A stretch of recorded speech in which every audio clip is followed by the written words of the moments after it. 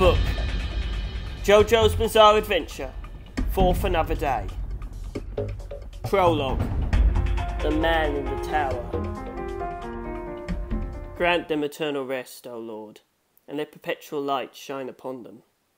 A hymn becomes you, O God, in Zion, and to you shall a vow be repaid in Jerusalem. Hear my prayer, to you shall all flesh come. Eternal rest grant unto them, O Lord, and let perpetual light shine upon them. 2 girls on a sandy beach. People playing baseball. Nearby, a soccer ball. A cycling road and an enigmatic Tory gate that a car could pass through. Lovely freestanding houses that look like miniatures. Because when you look up at the sky spreading over this town, you barely see any power lines. I heard they were buried underground when the town was redeveloped. There are still several iron towers used for electric supplies remaining in the northwest area of the town. In a high school classroom, I once heard a rumour there was a man that lived in one of them. At first I thought it was just a tall tale, but it wasn't. Using binoculars, I tried looking at the iron tower in question, and sure enough, a man was living in it. On a high-up steel beam, several dozen metres above the ground, there was a small portable stove, a frying pan, and even a rolled-out futon. A laundry rope was hung between 2 girders, where washed clothes were drying. That man walked the balance beams that were its iron frame with deft precision, caught a sparrow with a trap, plucked the feathers and cooked it. He lived a full life for months without ever leaving the iron tower. But he wasn't utterly cut off from the outside world, it seemed. People would bring him things like candy and spices, and he would gladly chat with them. He, this man who lived in the iron tower and never left, at some point became known as the Iron Tower Man to the town citizens. "Do you think it's possible to live without ever leaving an iron tower?" Futaba Chiho asked her senpai. As he continued to walk, her senpai answered, "A long time ago, there was a woman who lived between 2 buildings for an entire year. So a man living in an iron tower doesn't seem that far-fetched." Whether that story was true or just an urban legend, Chiho didn't know. On the night of the school term closing ceremony, Futaba Chiho killed someone. In the kitchen, she stabbed someone she loved in the chest with a kitchen knife. Shortly before that person died, they said this: "This is my ability. I've named it Memory of Jet." Chapter 1. The Woman in the House. Lord have mercy. Christ have mercy. Lord have mercy. It was a few days since it had become the year 2000. I was submerged up to my neck in games and manga. I lay down on an electronic carpet and counted up my New Year's money, while wondering what else to buy with it. And before I knew it, there were only 3 days left in winter break.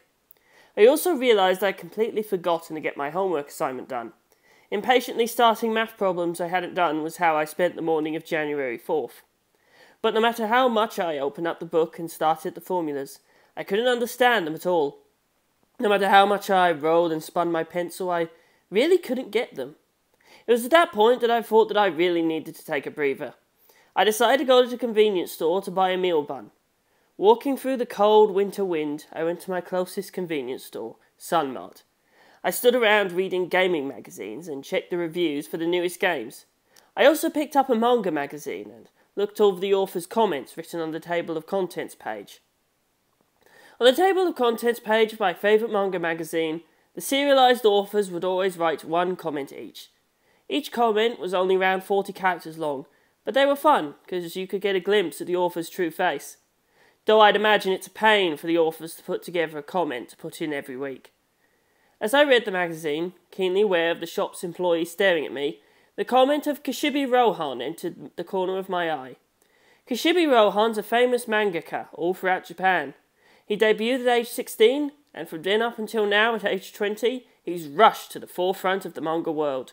The manga he draws, Pink Dark Boy, contains grotesque expressions, individualistic characters, and discriminative sound effects, and the cool poses he draws on the volume covers captures the hearts of the readers. His comment went something like this. Though only a mere 50 days went by in the story, the long part 3 finally ends with this chapter. Starting next chapter is part 4. I was really excited for that. After such a thrilling part 3, I wondered what kind of story would be coming next. While dreaming about that, I bought the bun and left the store. And by the side of the road was the bent-down, thin frame of a young man giving food to a cat. It was Kashibi Rohan. Ah, well, if it isn't Koichi-kun. What are you up to?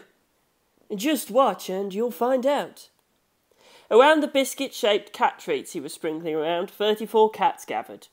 If you're wondering why a famous mangaka is living in this town far in the northeast region of Japan, it's because this is his hometown. I've known him since the beginning of last summer. Since then, for some reason, he's taken an odd liking to me and we call each other friends. His more enthusiastic fans get really jealous when they see me, but it's not like I hang out with him all the time. I didn't know you were the type to dole on living creatures. The cats seemed to enjoy the food Kashibi Rohan was giving them. It was a charming sight, until the cat started to drool and slumped down wearily. Sensei? All 34 cats lay down. Feeling nervous, I looked up at Rohan. Calm down. I've only mixed sleeping drugs into them. He picked up one grey cat from among the 34 and held it in his arms. He gripped his front legs and pointed them towards me. The cat was asleep and didn't wake up. Look at his paw pads. They're dirty with ink. I heard noise going on in my workroom, and when I went to investigate, my desk had been made a mess of. Ink bottles were overturned, and pen nibs and writing materials were strewn all over. I'd opened the window to get some air. I shouldn't have done that. I found the manuscript I'd been drawing stamped with what looked like the paw prints of a cat. So, as it would seem, this little guy's the culprit. I hated cats to begin with, so this guy really set me off. Did you know this, Koichi-kun? In Guangzhou, there used to be a civilization at 8 cats. They have some great nutritional value, apparently. I heard there was even a cat-eating civilization in Okinawa. I wonder just what flavour it is they have. Even now, his long, thin fingers looked like they were strangling the grey cat's neck. I'm just kidding. As if I'd eat something like a cat. Rohan looked at me, and a smile that looked like the devil rose to his face. But it would seem that this one's a stray cat. I can't even seek compensation from an owner. What kind of responsible adult does something like this? You went out of your way to get sleeping drugs so you could catch a cat? If you have time to do something like this, then what about thinking of what to do for Pink Dark Boy Part 4? Part 4? I'm thinking about it. Much more than that, I have already come up with the entire plot to Part 9. Is that another joke? What, really? I have finished everything from the story to the exact spoken lines. All that's left is to draw it all into manuscripts. He laid the cat on the ground and methodically brushed off the fur that had stuck to his clothes. He then took a cell phone out of his pocket. I'll have someone from the animal shelter come and take charge of him. Don't misunderstand. I'm not doing this because I'm angry at it. That was a lie. With a delighted look on his face, Rohan began to dial the phone. Maybe we shouldn't. There might be someone who looks after this cat around here and it just doesn't have a collar. As I said this, he suddenly stopped moving. He was staring at a specific point and didn't even blink. Rohan-sensei? I called out to him as he stood there, not saying a word. Morioh's a town in northeastern Japan, where the winters were significantly cold. The breathing we exhaled turned white and scattered into the blowing wind. There weren't many cars passing on the street next to Sun Mart, and it was relatively quiet. A woman came out of the store's doors, stopped and let out a short scream. One of the store's employees came outside and frowned, then covered his mouth with his hand. Kashibi Rohan turned his eyes to my back. What the hell's with that cat? Kashibi Rohan muttered. When we weren't looking, another cat had come from somewhere to eat some of the cat food scattered about the side of the road. It poked the biscuit-shaped food with its forepaws, sniffed it with the tip of its nose, put it in its mouth, and chewed it with a noisy crunch. It was a short-haired cat, but it was hard to tell what colour it had originally been. because its whole body seemed to be splattered with blood. I didn't know right away if it was really blood or not, but it at least looked like it. It also seemed to have been on the cat's hair for more than half a day, as it had turned nearly black. Did it get like this from rolling around in a pool of it? Maybe because of the stickiness of the blood, the cat's fur was horribly dishevelled. The cat looked like its own body had suffered some massive wounds, but it hadn't. Both its front and back legs were moving normally, and it even seemed to have an appetite. So if that really was blood, it means it got stuck to the cat somewhere else. As we caught our breath and stared at it, the cat drooled and lay down, off to dreamland, perhaps with the aid of the sleeping drugs. That day, Morioh got colder. The pond near the bus terminal turned to ice, and pet dogs just crouched down and didn't even try to move an inch, it was so cold. White flecks of snow crossed in front of our eyes and gently landed on the ground. We'd never imagined it, that the appearance of a blood-splattered cat, because of its connection to the discovery of a dead body, would mark the curtain rising on a case that would take 3 months to solve. Yet this was only the beginning from our perspective, though one could say that the story had started long before that. We'd only started participating in his life partway through it. It may even be best to start the story off back when he was just a tiny cell in his mother's womb. Until recently, Morioh had just been a rural town where one could only find rice and vegetable fields. The whole area of the northeast has been known as the summer retreat since the days of old. Even now there are still many villas of samurais left. However, Higashikata wasn't interested in her birthplace's history. So even if she heard about the samurai villas, it went in one ear and out the other. Quite the opposite. When she was a child, she felt nothing but embarrassment about this country town. After becoming an adult, she's thought about leaving for the city and living a life like the one she sees on TV dramas. The sight of her parents running an agriculture business made her afraid she would just rot away in the country. Her mother's hands were hard and cracked, and she just couldn't stand the idea of her hands ending up like that too. She just wasn't into the idea of planting rice and heading out in the middle of the night to check on the water in the paddy fields. She attended the junior college in the city after she graduated high school. When she couldn't find a job, she went back to Morioh.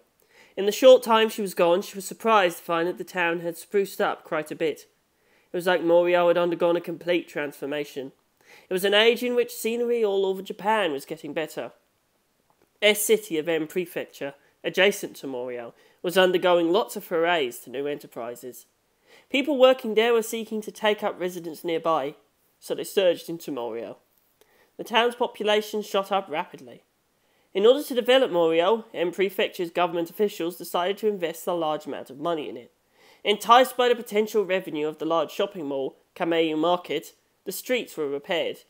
There were pretty houses lined up on the land that used to be rice fields.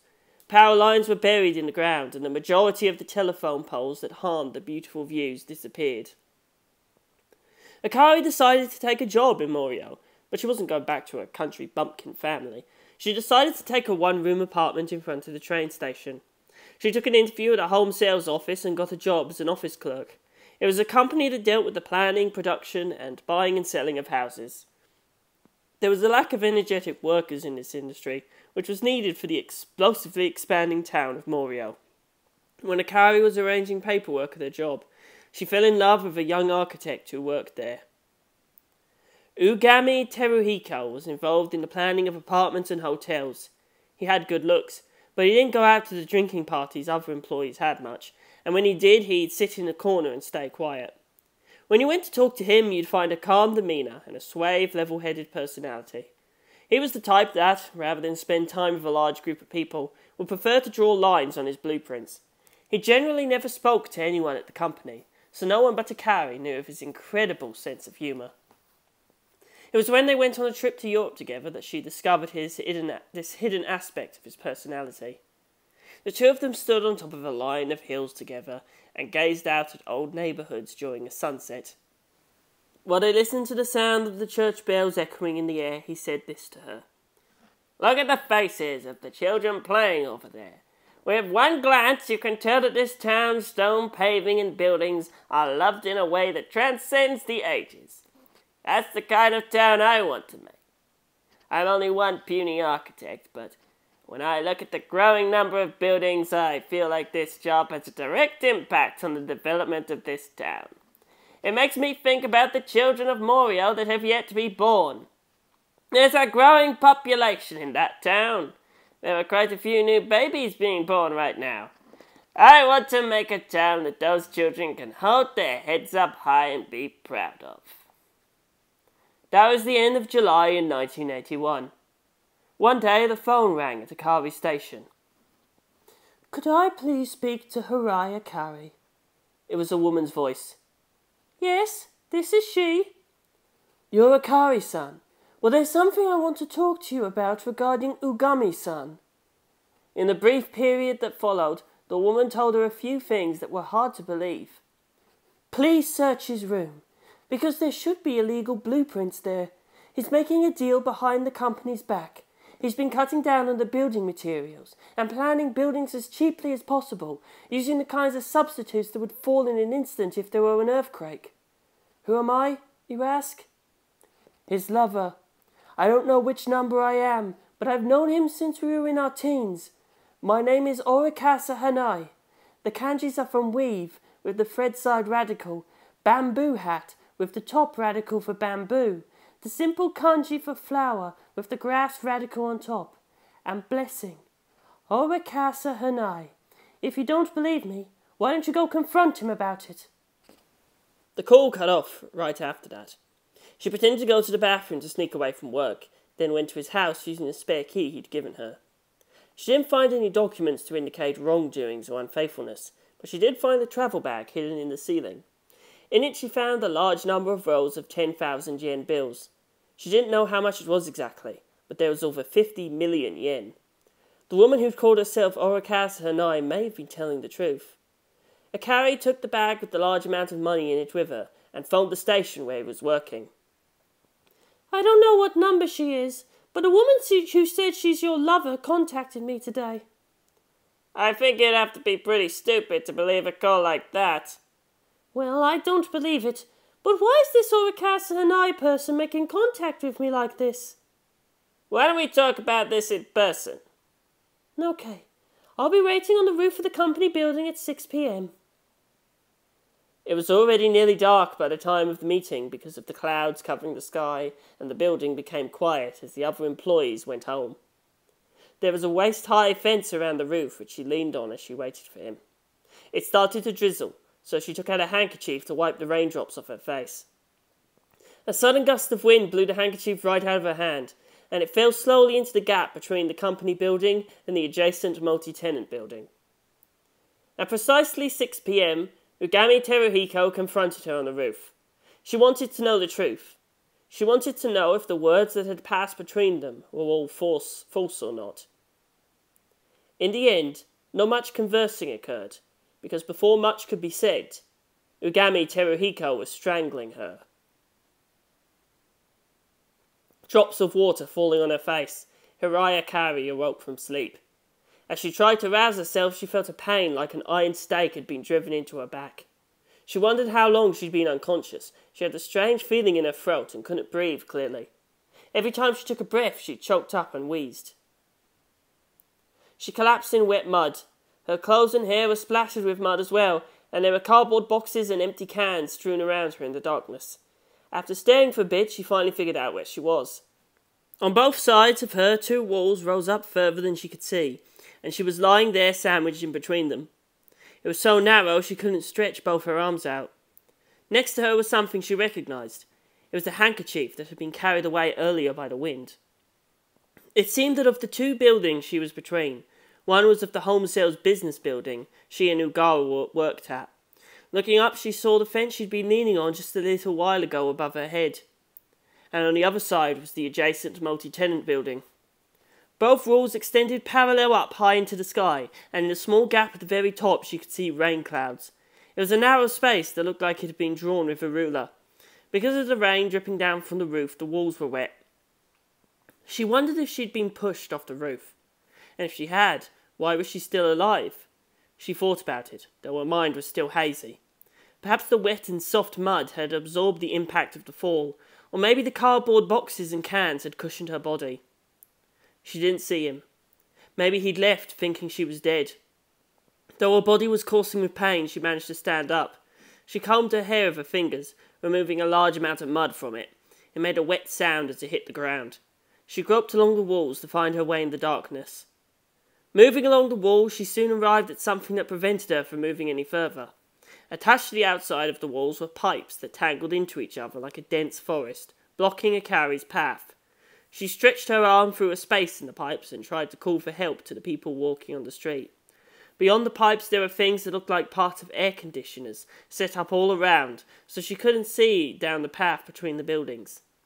Akari shouted to the other side. "Help!"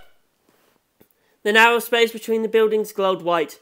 As if to tear apart what she saw in front of her, a bolt of lightning shot down. There was no sign that anyone had heard Akari's voice. She realized that, because work hours had ended and everyone had left the company building, the street would be pretty much void of any people. She tried going to the back of the building to get out that way, but she quickly realized that wouldn't work either, as there was another wall blocking the way. It was the back of the bank in front of the train station. It was built like a lid, shutting her into the gap. It seemed the adjacent buildings were built just barely not touching it, leaving no more than 15 centimetres between them. It would be impossible for her to squeeze through that way and get out by going round the back of the building. "It's okay," she told herself. It's not like she washed up on a desert island in a distant sea or something. She was smack in the middle of a town. If she kept calling for help, someone would eventually hear her. The rain dripped down into the mud and got into her mouth and eyes. She even forgot about wiping it off and just kept calling for help. This went for a whole hour, but she didn't get a reply. The sound of thunder and the rain dripping down the walls was all she could hear. Come morning, the company employees going to work would be bustling outside. That would be her chance. She just needed to hold out here for one night. Someone would hear her voice and see her down here from the roof, and as soon as she was rescued, she'd call the police. At any rate, why'd she get a phone call like that? Orikasa Hanai, Akari was sure the woman had called herself. She claimed she was one on a long list of lovers that man had had.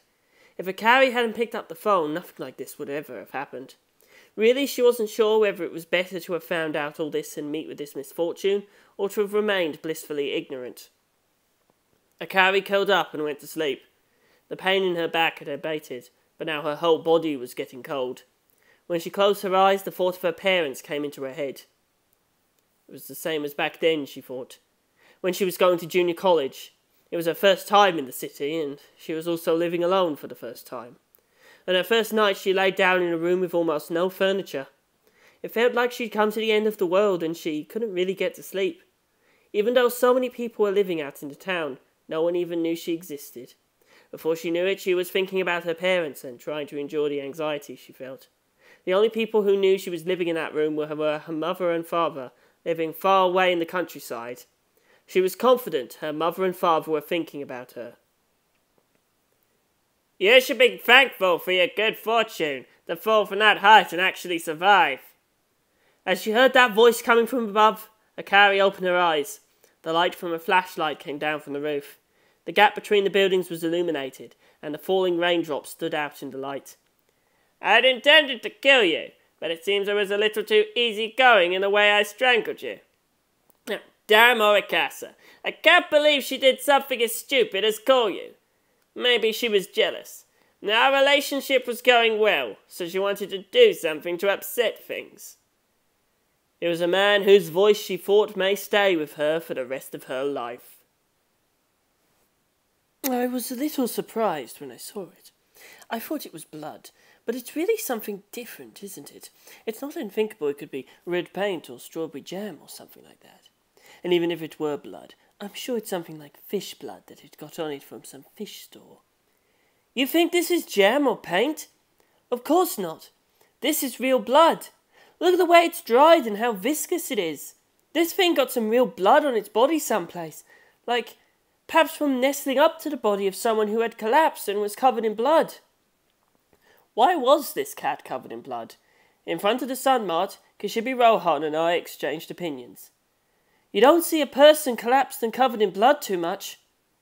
Those with the occupation of mangaka must have a richer imagination than most people. Let's go investigate then, Kishibe Rohan said. The cat had a black cloth collar with a silver heart-shaped nameplate hanging from it. It also had what looked like a cat's name engraved on it in katakana, along with a phone number and the owner's name written in small characters. We wrote down that information and left that spot, assuming the Sunmart owner would do something about the cat. Anyhow, Rohan Kashibi's curiosity was really incredible. He was in a state of mind where he just had to know why that cat was covered in blood, even though we still weren't really sure if it was blood. When we'd met with this little mystery, he had shown such a strong interest. He was probably thinking he could use it as content for his manga. Thanks to this, the grey cat that had made a mess of his workroom was saved. Kashibi Rohan was now entranced in a completely different matter, and he didn't care one bit about getting it to an animal shelter now. First, he tried calling the phone number engraved on the nameplate. It did nothing but ring on the other end. The owner didn't pick up. Having no other choice, we used the name and phone number to look up the owner's address. We asked people, looked at maps, and in 15 minutes we found the house of the cat we'd found. It was a freestanding Western-style house with a garden. The front door had a small cat door in it. Written on the doorplate was the same name as the one we'd found on the cat's collar. We were sure this was it. We rang the doorbell, but there was no answer. Without a moment of restraint, Rohan Kashibi started walking round the side of the house. Flakes of snow were dropping from the sky, pouring onto Morioh. When we stepped on the withered lawn and fallen leaves, it brought forth a melancholy sound from beneath our shoes. As we went along the wall and came upon the garden, I started to feel regretful. But there was one thing I knew for sure. If I just went home then, I was certain I wouldn't feel like solving those math problems. The area was lonely and quiet, so the sound of our clothes rustling sounded awfully loud. Rohan put his hand on his chin and made a frustrated face. We left the property and were both taking deep breaths over and over again. A car let out exhaust as it passed in front of me. The world continued like it were any other day, which gave me some sense of relief. Rohan was walking back towards the garden, so I asked him, "Where are you going?" He replied back, "I'm going to walk a lap around the house. You can just stay there." I fought back nausea as I waited for him to come back. "I can't find any unlocked windows," he said, walking back towards me. "Only the cat door's open. Otherwise the entire house is locked down. I could just see it through the window, and I saw a key on the living room table, which leads me to believe that it wasn't locked from the outside." "Let's just call an ambulance already." "If we're calling anything, it's a patrol car. It was clearly abnormal, that corpse. It wasn't decrepit or sickly. The person died in a unique way. Did you see the bruise on the thigh?" "No." "Was the death caused by some sort of high impact? Her skirt was turned up. The area near the base of her right thigh had become discoloured with a disgusting tinge. And the shape of the bruise, it was almost like—" "No, I'll hold off for now." "Hey! Hold it in! Don't throw up. Right now, we need to go report this to the police." "That sounds like a good idea." I called the police on my cell phone. "Hello, police? This is going to be a little difficult to explain, but—" There was no smell of decay. Perhaps the cold had kept the scent from drifting too far. Even so, I resisted breathing in too much. When we were standing in the garden before, I tried as hard as I could not to inhale. There was a big rectangular glass window facing the garden. The curtains were pulled back, giving us a clear view of the house's living room. A woman was collapsed on the floor next to the window. She was on her side with her left shoulder underneath her. A large puddle of blood spread around her, leaving almost the entire floor red. No human could still be alive after losing that much blood. Her eyelids were open and her eyes looked like they were gazing at something far away. Because of the shrubs in front of the window, you couldn't see into the living room window from that far off. That must be why no one had found her until then. I told the police I was the only one who found her, something I did at the request of Rohan. He went a short distance away in order to pose as a curious onlooker for when the police arrived. Being as famous as he was, him discovering the corpse would have just made an even bigger commotion. It really didn't feel right to me, but there wasn't a better option. I was a fan of Rohan, and I didn't like the idea of spreading his name around the world in connection to something like this. "My name? It's Koichi Hirose. I'm a first year at Budagaka High School." "No, she wasn't an acquaintance. I found the cat and then visited the house. I think the cat probably rubbed against her. When I found it, it had blood all... The deceased was a woman. Her name? It was probably Orikasa Hanai. That's the name written on the door plate. And on the cat's nameplate, too. She liked reading ever since she was little. The smell of old books made her heart feel at ease. Her favourite genre was the kind of children's books they had at her school library. Her next most favourite were picture books with pop-up pictures in them. Ever since her 6th year of elementary school, her mom and dad would fight. She couldn't concentrate on reading over the sound of her mother breaking dishes. So when she reached the age of 12, Futaba Chiho ran away from home. She decided that for now, she'd go to the bus terminal in front of the station and ride far away on the express bus to S-City. She bought donuts and sat on the bench of the bus terminal, waiting for the bus to leave. She wondered what on earth there could be outside the town, and before long she felt scared. She couldn't think of any place she could go to now that she'd left home and left the town. She'd been born and raised in this town and had always planned to stay there her whole life. The name of the town was Morioh. The town's specialty was Mizosuke ox tongue. Futaba sat on the bench inside, then took a bite of her favourite snack, donuts. She bought them from the bakery in front of the station. When she'd munched about half of the donuts, a deep sense of sadness washed over her, and she thought she'd try to get home by dinner. At that point, a delinquent high school boy came up to her and sat right next to her. There were gigantic gold earrings hanging from his ears. When she stood up to try to leave, he grabbed her arm and forced her back down. Don't look so scared. I ain't gonna do anything. It was a lie. In 3 minutes, he forcibly brought Chiho behind the station. He told her if she screamed, something really bad would happen to her. The delinquent high school boy took Chiho's wallet from her and spotted the credit card that was inside. Right before she left home, she'd stolen it out of her father's wallet. She was so afraid, she could barely stay standing up. Don't beg for your life. It was a boy's voice, but it came from behind the delinquent high schooler. At some point, a boy of about the same age as Chiho had come up to them. The boy's arms and legs were thin. He was like a doll made of knit-together wires. It wasn't cold out yet, but he was covered up to his wrists with a long-sleeved shirt and wore black from head to toe. You were just about to plead for help, right? The kind of person who does that stays a loser until the day they die. He had sharp, narrow eyes that made him look like he was glaring. The boy stared at Chiho. They were pitch-black eyes that made her think of the void of space, and in a cold tone, the boy spoke to the delinquent. And you? I don't like anybody who steals money from an elementary schooler. When I saw you take you into the bushes, I thought you were planning to do something sexual. Who the hell are you?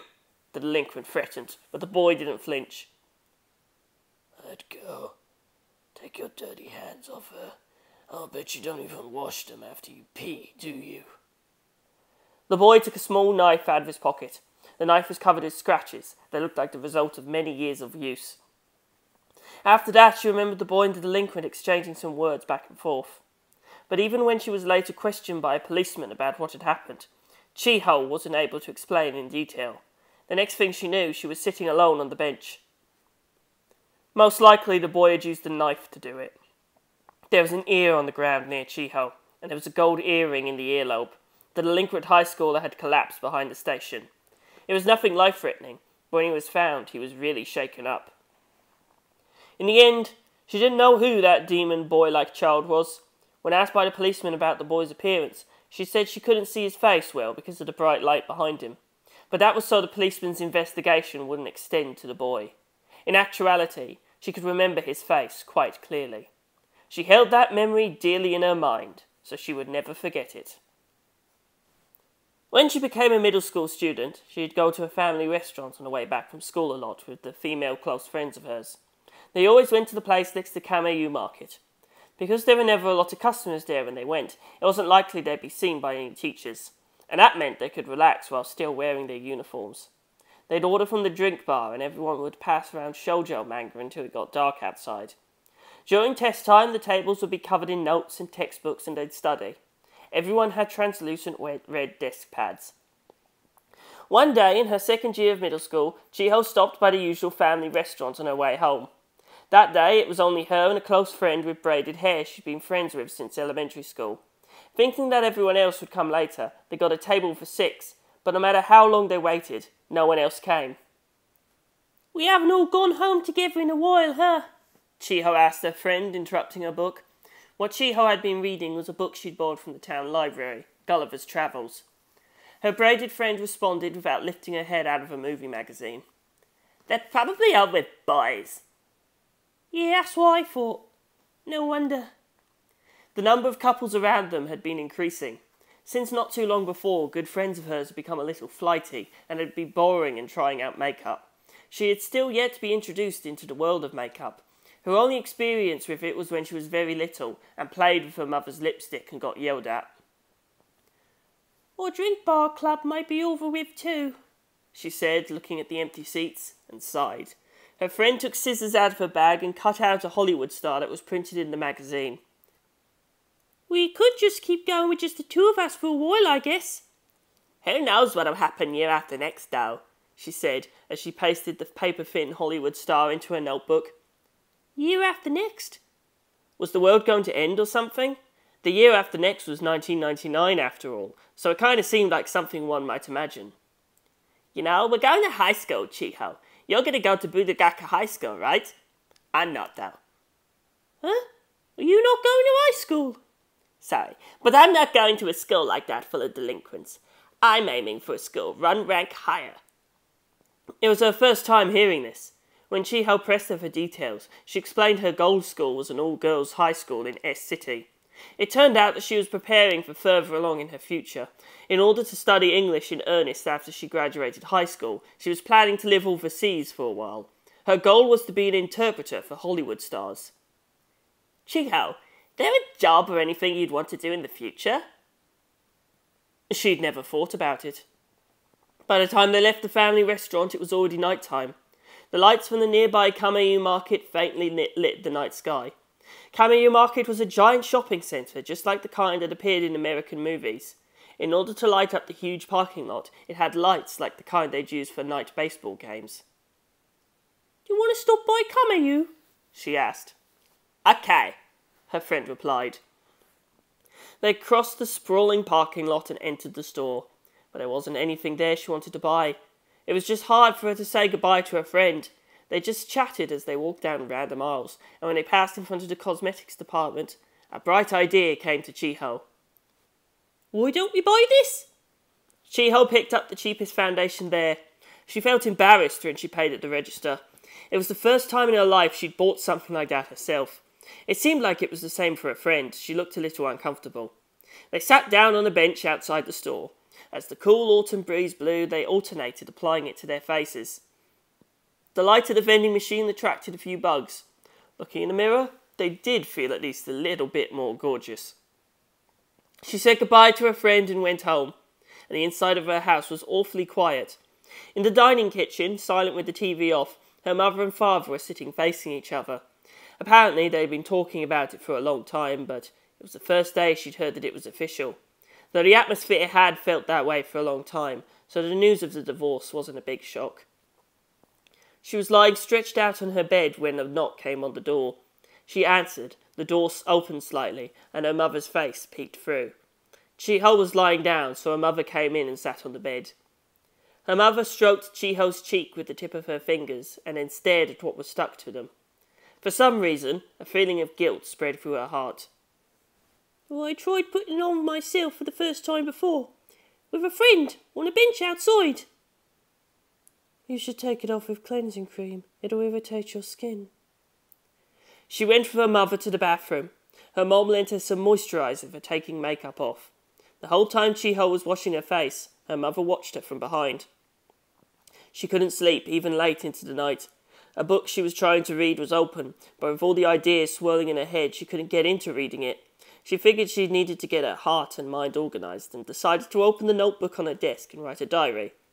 It was her first time doing something like that, but she attempted to write down all her thoughts from beginning to end, without leaving anything out. She had a feeling that the things she'd seen and heard today would be important in her life. Boys, the future, makeup, divorce.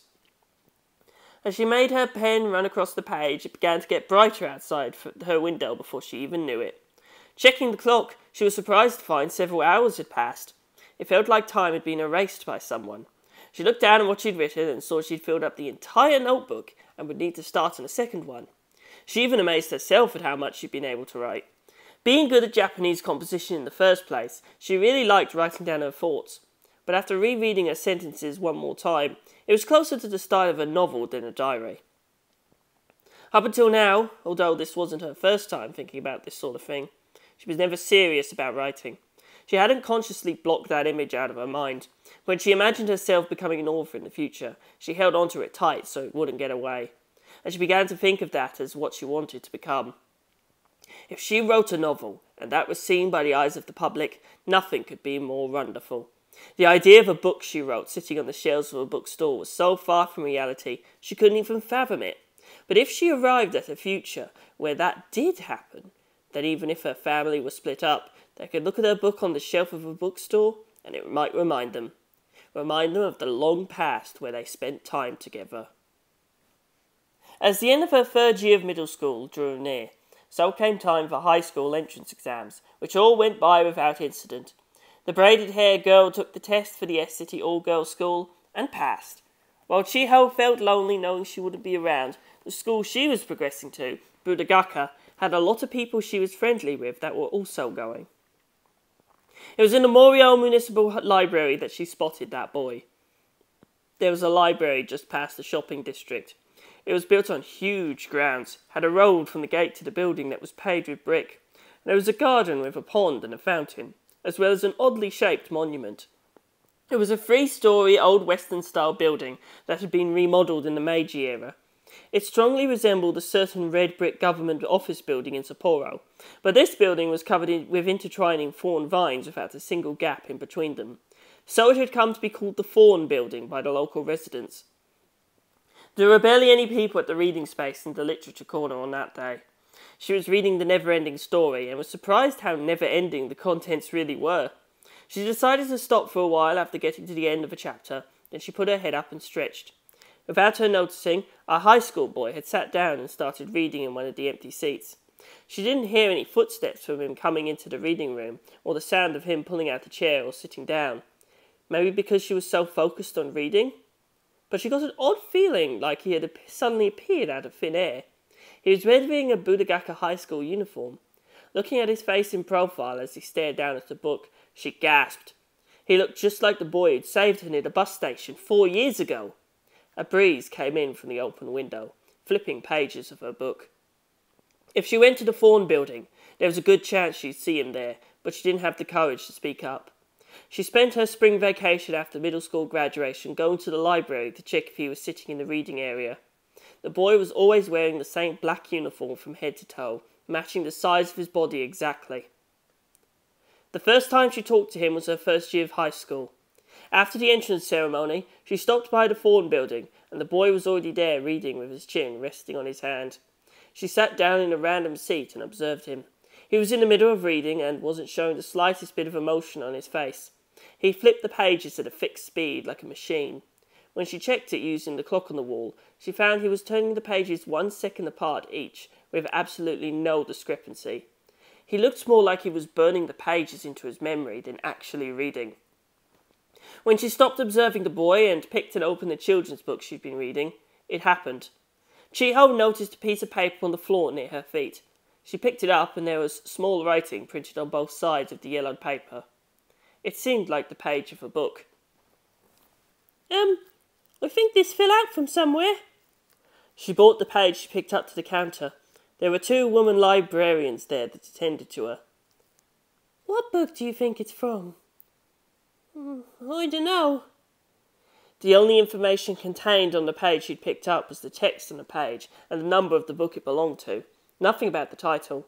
She tried reading the text that was in the book, but it wasn't anything that Chiho recognised. It seemed like it'd be quite a challenge to return the page to its original book. You'd have to look through every book on every shelf in the library and see if there was a page that had fallen out of any of them. Both she and the librarians were stumped, but then she heard a voice calling out from behind her. Could I see it? The boy was standing right behind her without her noticing. She was startled, and the boy clad in black outstretched his long, thin arm. His arm passed by her cheek and it smelled like old books. He plucked the paper from the librarian that was holding it and looked down at it with a quiet expression. Those eyes were sharp and cold. They looked to her like they didn't have the tiniest amount of warmth in them. After staring at it for a long time, he said, "Please wait here," and walked off with the page. Chiho stayed there with the librarians. Without a moment of indecision, the boy walked up to one of the countless bookshelves, took out one book and came back. "I think it fell out of this book." Without even flipping through it, he placed the book on the counter.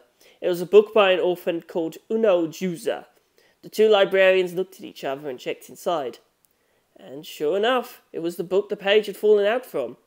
Putting the found paper in place, the hue, typeface, and the connection to the text before and after it all matched exactly. Just as the boy had said, it was the correct book. Chiho and the librarians were both quite surprised, and before she knew it, the boy was no longer next to them. He promptly left the counter and was walking in the entrance-way lobby. She thought if she missed this chance, she'd never get another one, and without realizing it, her legs had started moving, and she broke into a run. The long, thin wooden boards that made up the lobby floor really gave you a sense of the era when the Fawn building was built. The floorboards were black and well polished, and with the lights coming in from the window, they glistened like they were wet. "Please, hold on!" With the vaulted ceiling rising up 3 floors, the echo of Chiho's voice carried quite well. The boy stopped walking on the side of the spiral staircase.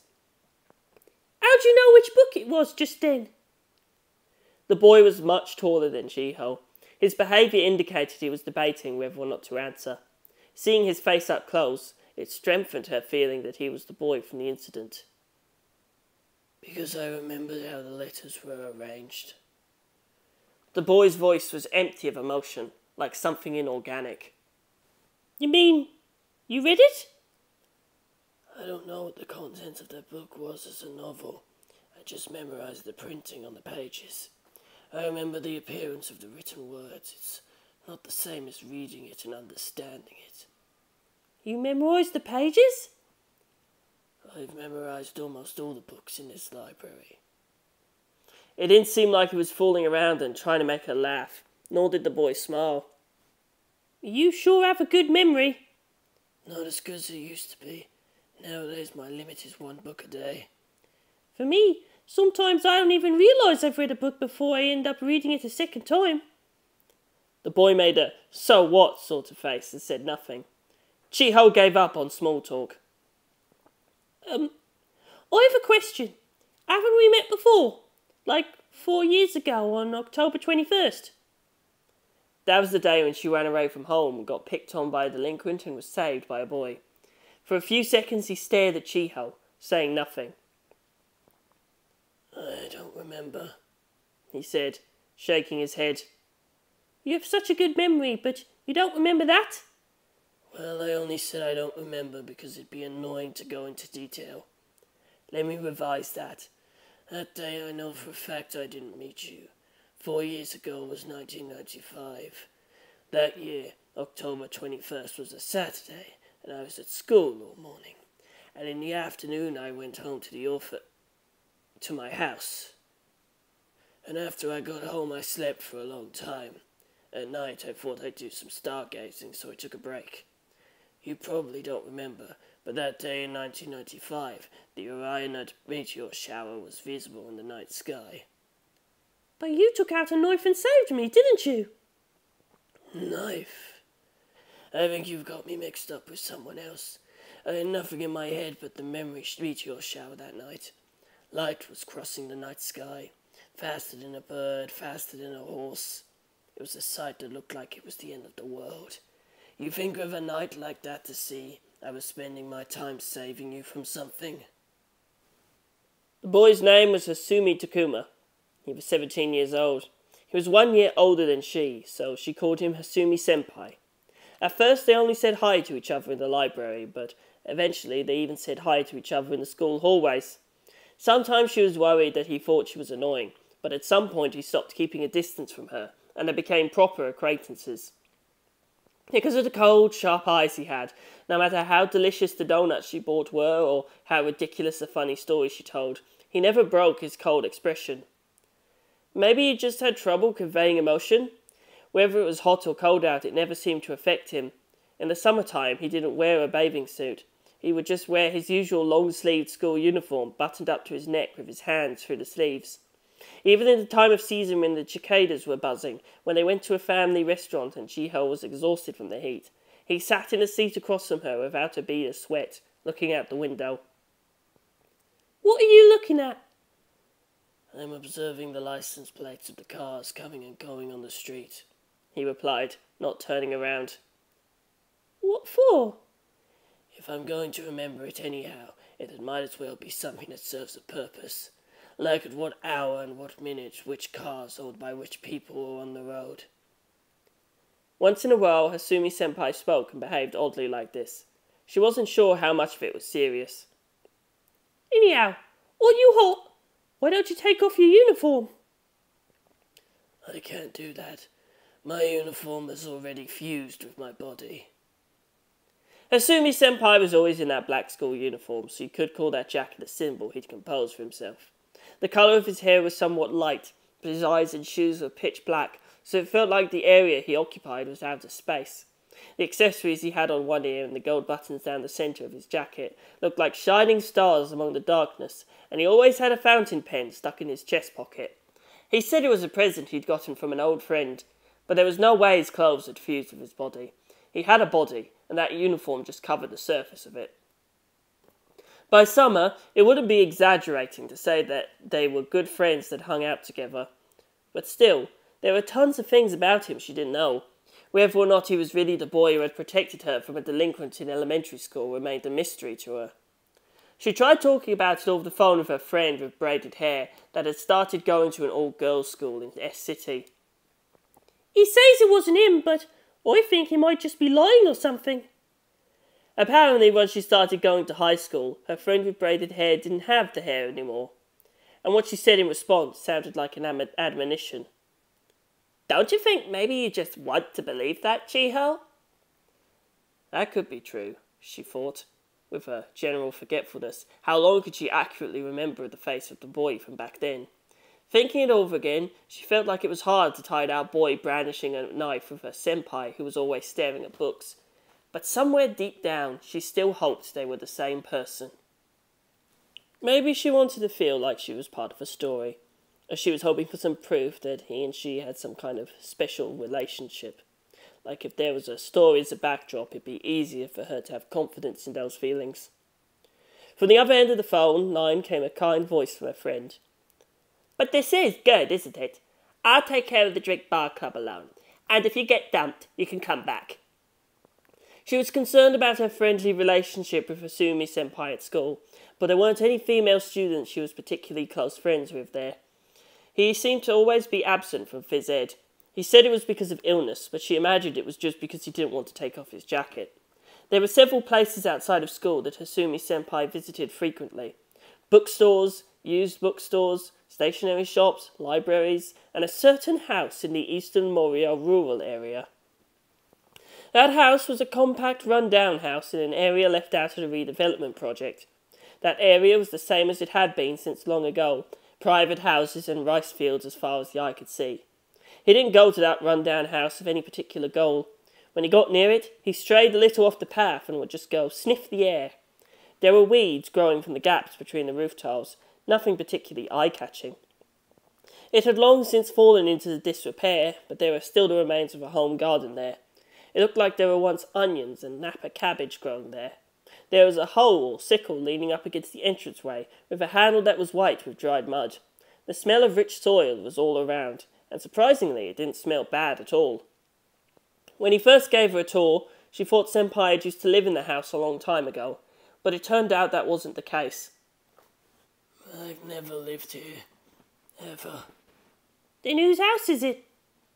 Until 5 years ago, an old couple lived there. "Where are they now?" They're both dead. First the wife died of illness, and half a year later, like he was following her, the husband died of a cerebral apoplexy. "So I guess they didn't have any children." They had one daughter. She disappeared around 12 years ago. She never came back. She just suddenly disappeared one day into thin air. It's a common story, especially for Morioh. Did you know this town has a lot of cases of missing people? There's statistical data that shows it. Since the beginning of 1999, there have been 81 missing people, and 45 of them were young boys or girls. I think of it kind of like Morioh itself is eating people in the shadows of the buildings with a number like that. Senpai looked into the house. The windows had fallen out so you could see in from the outside. The inside was pitch black, like looking into a deep cave. So, what kind of relationship did the people who lived here have with you, Senpai? Were they your relatives? They were just slight acquaintances. We waited at the same bus stop a number of times, so we knew each other by sight. Anyway, Chiho, are you hungry? Let's go get some of those things, the deep-fried things with the holes in the middle you like. The ones sprinkled with sugar, you know. Apparently he was talking about the donuts Chiho was always buying and eating. Also, I don't have any relatives. I don't have a family at all, said Senpai as they walked towards the bus station. Another day, too worried over the whole thing, she investigated the old couple living in that house without telling Senpai. She looked at old maps in the library, asked people who lived nearby, and searched through articles about cases of missing persons in old magazines. It was just as her senpai had said, an elderly couple that had both died. And the part about the missing daughter was true too. They were a farm family that had lived in Morioh going back, and apparently had the last name Hirai. The girl who disappeared was named Akari, and at the end of July of 1981, at the age of 21, she had simply disappeared from the town of Morioh. A baby wrapped in a towel was discovered on the grounds of a temple on June 10th, 1982. The head priest contacted the town's child welfare services, and within the day the child was moved to a home for infants. The director of the home thought of a name for the baby. The home was located in Hasumichi Ward, so he gave the child the family name Hasumi, and there was a horse-shaped birthmark on the boy's right shoulder, so he gave him the first name Takuma. Hasumi Takuma stayed at the home for infants until he was 1 year old. After that, he was moved to an orphanage. At the orphanage, the staff made meals and washed clothes for the children. Around 15 children lived there with various reasons for being left there. Like their parents were serving prison sentences. They were so poor they couldn't even care for them anymore. Though there weren't many children like Takuma who never even knew who their parents were. When Takuma was 5 years old, a small 3-year-old boy entered the orphanage. The reason he was taken into the orphanage's care was because his stepfather had been abusing him. Come nightfall, the boy would always cry. Because of that, he was given the nickname Cry Baby Boy. The staff had decided that all children below elementary school age would sleep on futons in one large room. And because the sound of Cry Baby Boy's crying never stopped, the other children could never get any sleep. Some kids even started to get mad and hit him with pillows. One night, Takuma sat next to Cry Baby Boy and talked to him. Why are you always crying? Cry Baby Boy didn't answer, he just laid there sobbing. Takuma hugged the boy's head and spotted a horrible bruise on his back going down from his collar. The boy used his sleeve to wipe his face that was dirtied with snot. Oh, well, I'll tell you some neat stories, okay? So don't cry anymore. And like that, he was putting the boy to bed, while patting his back. He told him the stories of Jack and the Beanstalk, and the Blue Bird of Happiness. They were fairy tales the adults working at the orphanage had read to him. Takuma was so good at reading the stories aloud that Cry Baby Boy became so enthusiastic he even forgot to cry and fell asleep in a good mood. Every night since then, Takuma told Cry Baby Boy different stories. Somewhere along the line, other children started to come closer so they could hear better. Come nightfall at the orphanage's dormitory room, children would be gathered around Takuma. They would huddle together in the dark, with their eyes lighting up with excitement over what story they'd be hearing tonight. The staff noticed the talking late at night and listened into what was going on in the room from outside. They were surprised at what they'd heard from Takuma. He was able to tell an entire story they'd read to him, word for word, from beginning to end. Checking the books, they confirmed just how accurate he was. Without a single omission, he had perfectly memorized it. How did you learn those stories so well? An adult asked Takuma one day. Nothing special. I just remember the stories. All of them. And everything I've eaten before. I remember all that too. Could there really be someone in this world who remembered how many breads they'd eaten in their lives? Takuma had memorized it exactly. He could answer as to what he ate every time they went out for a meal. Every meal from when he's gotten off baby food to his current age of 5. The adults of the orphanage took out some playing cards, shuffled them and laid them out on the table. Now, why don't you try guessing where each card is? After Takuma had only seen the 52 cards for 10 seconds, they turned them all face down as a test for his memory. Okay then, try and guess which cards have which symbol and which number on them. Takuma pointed to the face-down cards and correctly spoke their values one after another. The worker flipping them up and face up couldn't even keep up. The adults were astounded and murmured to each other. This boy might be a genius. He was brought by car to a research lab at a hospital and college. At the research lab, he had a strange hat put on his head and had his brainwaves measured. He was made to memorize tens of thousands of lines of numbers, and when he told them the answers to what they asked, the adults were happy. On his way home from the examination, he was allowed to eat ice cream from the cafe in front of the train station. The cafe had an open terrace that had chairs and tables laid out outside. The people from the orphanage would always sit in the seats outside with a great view. As they ate their ice cream, lots of middle and high school kids on their way home passed in front of them. Students that used the train or the bus would always go through the station, and kids coming back from playing somewhere would stop at the shops in front of the station. It was a real spectacle of throngs of people in black uniforms walking all over the place. They had gone to the cafe to relax a few dozen times when it occurred. He realised among the throngs of middle and high schoolers there wasn't a single new face. He told this to the adults from the orphanage. So, you're saying you recognise all the students passing by? An adult from the orphanage turned to look at everyone passing by and gave a disbelieving expression.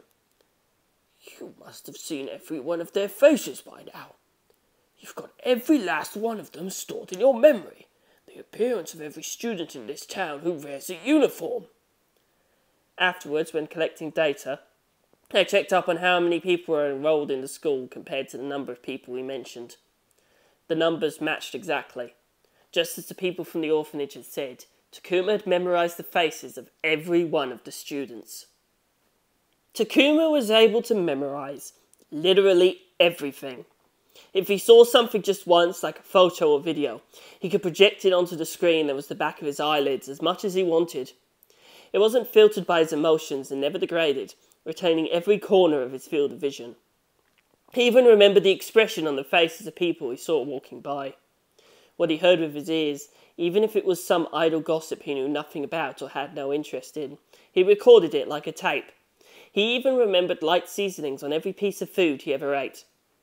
In addition to his senses of sight, smell, hearing and touch, there was one more kind of information he could remember. His own thoughts. Whether it was what he thought a few days ago when looking at clouds, or how he felt years ago when a friend had pinched him, or how his heart was moving at a minute of any hour of any year, he remembered it. However, he wasn't a genius. Takuma couldn't combine the information he had taken in to form ideas of new value, or finding answers to questions he didn't already know. Takuma's mind wasn't so much like a computer processor that could do high-speed operations, as it was like a hard disk that he stored information on.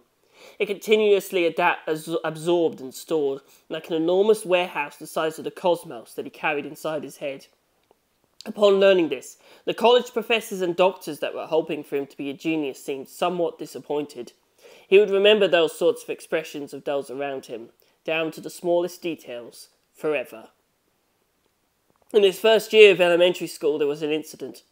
On his way home from school, Takuma witnessed a purse snatching. Right before his eyes, someone driving a moped came up from behind an old lady as she was walking and hooked her bag on his arm when he drove past her, carrying it off with him. 3 days after the incident occurred, the culprit still hadn't been caught. He'd heard the bag contained money the woman needed to cover her living expenses. Wanting to help her if he could, Takuma replayed the moment of the incident in his head. He knew 24 sparrows were flying in the sky, that the tires of the culprit's moped had picked up a pebble, and exactly how many seconds the old lady had screamed for. But the purse snatcher was wearing a helmet, so he didn't know his face. What's more, his license plate was covered in packing tape, so it was hard for him to identify it. Down to the utmost details, the vivid memories of what he saw, what he heard, the feeling of the air on his skin, his heart swelling up in surprise. He immersed his consciousness in a mix of all those together, and it was as if he had returned to the moment in time. A world different from the one he was living in the present unfolded in his head. A world no different from reality. After hearing the old woman scream more than 30 times in his head, he finally found a clue to identifying the culprit. The moment the culprit swiped the bag, the moped tilted slightly, and the light of the sun reflected off the side of his frame. Some small indentations on the right side that you wouldn't be able to see without a good look stood out in the light. It was a unique scratch shaped like a lightning bolt. He told this to the staff at the orphanage, and though the police only half believed him, they put out a search for a moped with the scratch Takuma described. Before long, the culprit was captured. But since then, Takuma's memory power was never again used for good. In his second year of elementary school, Takuma was in a traffic accident. It was caused by him walking while remembering the classical piece he had heard during music time. He was able to replay the entire performance of his teacher playing on the piano from beginning to end in his head. It was a Mozart piece the teacher had been playing that day. He had a feeling he'd heard it somewhere before, but didn't know where. And Takuma had never felt the sensation of not being able to remember something before. While Takuma was putting on his shoes, turning at a street corner, and when he started crossing the street, he was replaying his teacher playing the piano in his head. When he snapped back to reality, a car was closing on him from the right. He was lucky enough to not lose his life, but he was in a state of unconsciousness for several days after. Perhaps because at that time Takuma was shorter than the other kids, the bumper left a mark at the high location of the base of his femur. In his long stay at the hospital, confined to his bed, he replayed in his head TV anime he'd seen in the script past. He had vividly recorded every line, every image that changed on the screen for every episode. When he drank liquid food, the taste of curry he'd eaten at the orphanage awoke in his head. While he was vividly reproducing that taste in his head, it made the bland liquid food taste like wonderfully flavourful curry. But there was a downside to his predisposition for accumulating more and more information into his brain simply by living his life. The simple act of forgetting, something perfectly natural to any other human, was not possible for Takuma to do. No matter how much time passed, it made no difference. As he aged, the amount of information he'd accumulated kept increasing until it became more than he could deal with. One night in his hospital room, when he couldn't sleep, he called up memories of when he had been together with his friends in the orphanage. The times when he played Shiratori with everyone, or played Sugaruka with them, reawakened in his head. When that happened, he wasn't in a hospital room. He felt like he was truly playing with his friends at that moment. Suddenly, a fly passed across his field of vision, landing on a wall. Takuma rolled up a magazine that was next to him and squished it. It was crushed completely, and at that moment, he remembered a certain summer day. That day, Takuma was running around the park with everyone, and he accidentally stepped on a rhinoceros beetle. It was the one that he had bought to show off to the neighbourhood kids. The sun beat down relentlessly. His skin, his head, his hair were all extremely hot. On the other side of his shoe, he was crushing an insect shell, and he felt the squishing sensation of the soft insides. When he checked the bottom of his shoe, the still-living beetle was stuck to it. The moment he recalled it, he felt bad.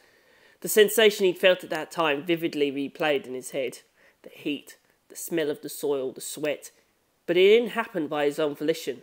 He didn't want to remember it, but that memory resurrected itself on its own. The crushed fly left a stain on the wall and fell to the ground. And sure enough, this became the trigger for him recalling another similar scene from his past. The same sorts of events continued even after he left the hospital, and with greater frequency. His mind that knew nothing of forgetting became like a snowy mountain whose snow never melted. As he got older, his past would pile up higher, and with it, the rate would balloon uncontrollably, until the point where if any small outside stimulus could start an avalanche. Normally, things would be forgotten. He would no longer be able to remember unpleasant experiences, but they kept appearing before his eyes with astounding clarity.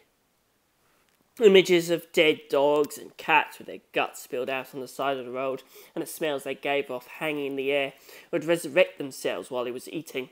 The fear he'd felt when he was locked in a dark place would suddenly swell up in his chest and make him want to scream. He'd be attacked by the sensation of his own bones creaking and breaking from when he was in a traffic accident. An orphanage staff member he trusted had gotten emotional and beaten a child. After seeing the look on their face once, he was no longer able to talk to that adult again. He'd remember when he was betrayed by his friends or when he betrayed them. He remembered when he envied someone or wished they would fail. The looks people gave him and the words they said to him would never disappear, always spinning around the back of his cranium. No matter how bad the experience, they would never fade into the past. His mind would be wandering absent-mindedly when suddenly a memory would replay anew, flooding his consciousness with the flow of a different time and place, confusing him until he wouldn't even know where he was. He could no longer look someone in the eyes and talk to them. And more kids started to pick on him at school. He heard giggling directed towards him in the classroom. Adults that found Takuma's memory power creepy were desperately trying to hide their frightened expressions. Around the time he turned 10, he didn't want to look at or listen to anything anymore. Takuma locked himself inside a room of the orphanage and cut off all interaction with his friends. In the plaza outside his window, he saw a slide, a swing, an old worn-out clock that was pretty much a wreck. Without taking a step outside his room, even blocking his ears and eyes with a futon, thoughts would accumulate in his head in the form of memories. With his conscious thoughts as the key, memories of his past experiences were awakened. At that time, what attacked Takuma were mostly painful memories that he didn't want to remember at all. They were like a nightmare he had while being wide awake.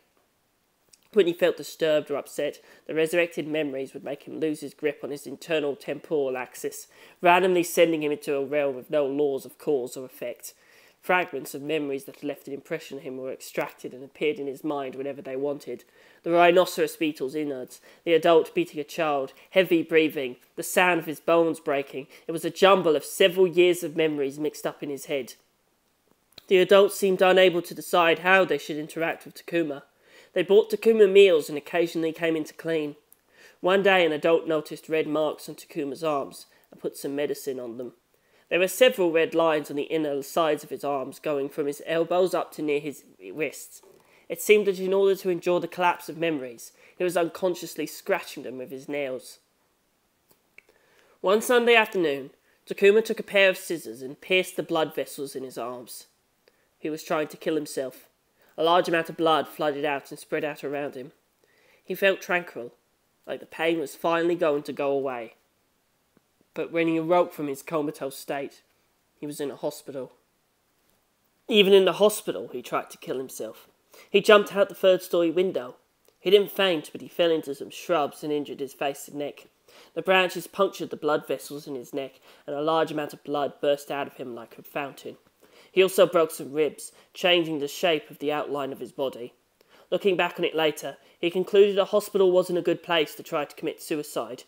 Due to the emergency treatment by the doctors and nurses, his life was spared.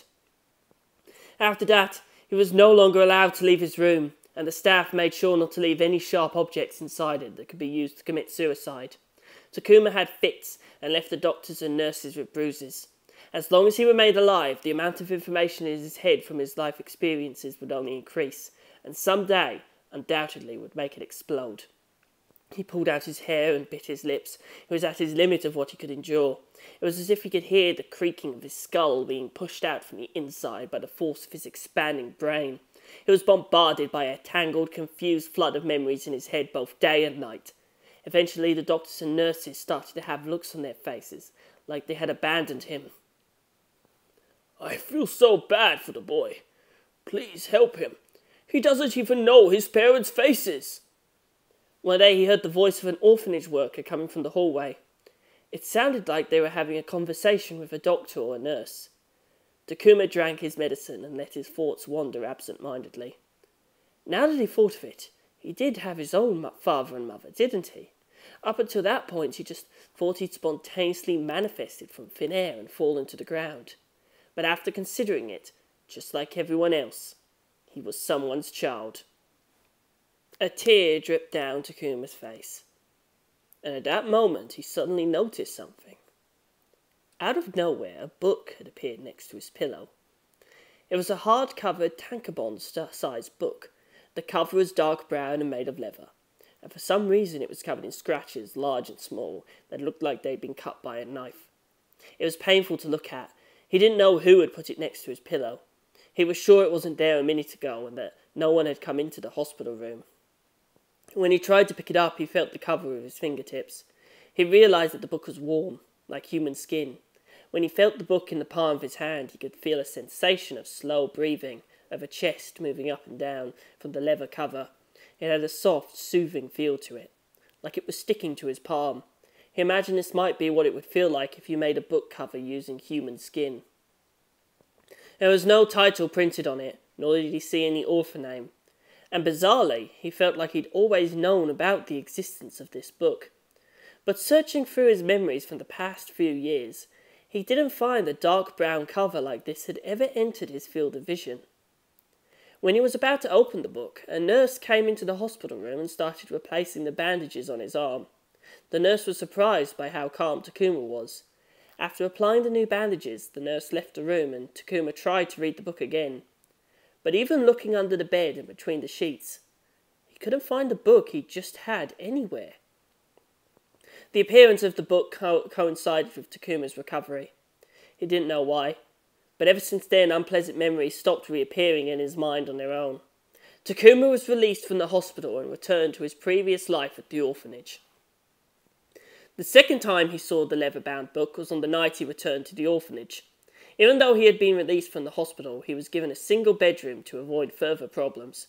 When he was trying to fall asleep on his futon in the middle of the night, various different memories from the past re-emerged in his head just as they had before. Information fluttered about the inside of his skull into a confused jumble. When he was about to dig his nails into the back of his arms, there was a thump sound, like something had fallen on the floor. He got up from the futon to see what it was, and the book had fallen there. It didn't seem like anyone had opened up the door and thrown it in. It seemed to him like it could only have appeared out of thin air. Though it had looked all beaten up in the hospital, the book he now saw had barely any scratches on it, and where it did have scratches, all that were left were shallow lines. But it wasn't a different book. For some reason, he was sure it was the same one he'd seen in the hospital room, and that it was just like his own body. When Takuma was in the hospital, he had a lot of injuries, but now all he had left were scars. He opened the book up and gazed at it. It seemed thick enough to have about 380 pages, and had a weight appropriate to that when he held it in his hand. Just like an ordinary book, it was composed so you read it starting from the right. When opening the cover his hand felt so used to, he saw several pages which were blank white, and after that the pages had vertically written Japanese text. Using all kinds of prose and metaphors, dark descriptions were chronicled endlessly throughout the pages. Each page was packed with small black characters, like a colony of ants. Looking closely, those ants started to wiggle, and he felt like his consciousness would fall into the pages of sprawling, dark descriptions. The darkness became more intense, to the point where it even felt to him like it had physical mass, and that's where Takuma stopped reading. It had seemed to be a novel, but the author seemed like they had something wrong with them. He was scared. He felt like he needed to throw the book as far away from himself as he could. He left the orphanage in the middle of the night and threw the book off the top of a bridge. He made sure it had sunk into the river, leaving only foam and bubbles behind. But when he awoke the next morning, the book was there. On his way to his elementary school, he tossed the book from the top of a pedestrian overpass onto the back of a truck. He made sure to watch as the dark brown book was carried off into the distance. But when he opened the drawer to his desk, the book was already inside, waiting for him. Left with no other choice, he decided to just live his life and ignore the book. But wherever he went, the book appeared. In the hospital examining room, it was on the doctor's desk. When he went to his elementary school's library room, it was in line with the books in the new book corner. And bizarrely, it seemed that book was invisible to everyone but himself. As he was the only one who even knew it existed, if he dropped the leather-bound book on the floor, everyone, whether it be his teachers, his classmates, or the orphanage staff, would all pass right by it. It was like the book was a hallucination only he was seeing. It was only for him that that book had mass and could be touched. When he got his nose close to it, he even smelled the scent of an old book. But were all 5 of his senses just hallucinating? One day, Takuma took to observing the book in one of the rooms in the orphanage. He put it on a desk, and on the side of it opposite the window was the book's shadow. When he shook the desk, the book shook with it. When he pushed on the book with his fingers turned white, like they would when pushing on something hard. When he tried tapping it with a pencil, it made a soft sound. He tried dropping a pencil on top of the book. The pencil rested on top of the leather cover and stayed that way. If it were an illusion, the pencil should just go right through the book and roll away. He was scared, but he plucked up his courage and opened the cover once again. The beginning was all made up of dark descriptions, so he started to feel down. But this time he tried skipping to about page 50. He tried reading a few lines, and it was just as eerie as he'd accepted. The sentences written in the book were like a novel written in the first person, but it was all things he remembered. One night, I sat next to Crybaby Boy and talked to him. Why are you always crying? Crybaby Boy didn't answer, he just laid there sobbing. I hugged the boy's head and spotted a horrible bruise on his back going down from his collar. The boy used his sleeve to wipe his face that was dirtied with tears and snot. Oh well, I'll tell you some neat stories, okay? Don't cry anymore. As he gazed at the words printed on the page, that scenery, those smells, that atmosphere, everything resurrected in his head. It was his own life experiences turned into word form. They were simple sentences, so he could smoothly read through them in a flash. And yet for some reason he had the delusion of feeling like he was really there. The name Takuma was written all over the pages, in places where some third party addressed the first-person character. That was the name that was written. As he turned the pages and read other scenes, Takuma became sure. The sentences written in the book were his own memories, composed in the form of a first-person novel. The past he had experienced has been converted into words and collected into a single book.